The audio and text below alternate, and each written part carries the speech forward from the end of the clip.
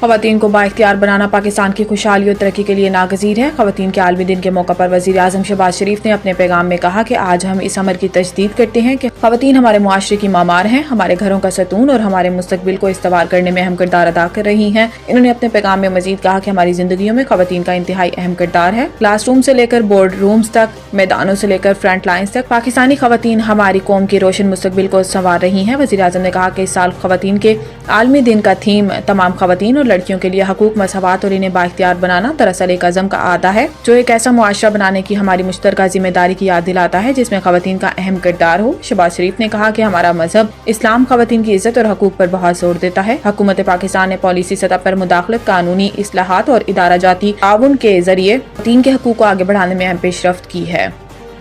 OIC اجلاس پاکستان فلسطین کے ساتھ ہے اور عرب لیگ کے فیصلے کی حمایت کرتا ہے۔ اسحاق ڈار اجلاس کے دوران فلسطینی عوام کے خلاف اسرائیلی جارحیت، جبری نقل مکانی اور ان کی سرزمین پر الحاق کے منصوبوں پر گفتگو کی گئی۔ وزرائے خارجہ نے متفقہ طور پر عرب منصوبے کے تحت غزہ کی تعمیر نو کی حمایت کی اور فلسطینی عوام کو جبراً غزہ سے بے دخل کرنے کی کسی بھی بیان کو مسترد کر دیا۔ OIC کے سیکرٹری جنرل حسین ابراہیم طاہا نے اجلاس سے خطاب کرتے ہوئے کہا کہ تنظیم عرب لیگ کے غزہ کی تعمیر نو کے منصوبے کی مکمل حمایت کرتی ہے۔ انہوں نے اس بات پر زور دیا کہ فلسطینی عوام کو اپنی سرزمین پر رہنے کا نہ صرف مکمل حق حاصل ہے بلکہ انہیں ایک خود مختار ریاست کے طور پر عالمی سطح پر اپنا کردار ادا کرنے کا بھی حق ہے۔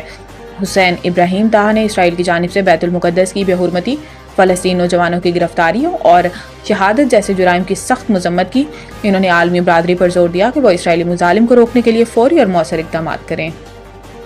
IMF نے 1250 ارب کے بینکوں سے ادھار لینے کی حکومتی حکمت عملی پر اعتراض اٹھا دیا۔ اسلام آباد عالمی مالیاتی فنڈ نے حکومت کی 1250 ارب روپے کی بینکوں سے ادھار لینے کی حکمت عملی پر اعتراض اٹھایا ہے۔ IMF کے اعتراض کا مقصد بجلی کے شعبے میں سرکولر ڈیٹ کے بڑے مسئلے کو حل کرنا ہے۔ IMF نے استفسار کیا ہے کہ اگر مستقبل میں بجلی کی طلب میں کمی واقع ہوئی تو CPPA سود اور اصل رقم کی ادائیگی کیسے کرے گا۔ دوسری جانب IMF نے بجلی ڈویژن کی جانب سے جنرل سیلز ٹیکس سمیت دیگر ٹیکسوں میں کمی کی تجویز کو مسترد کر دیا ہے۔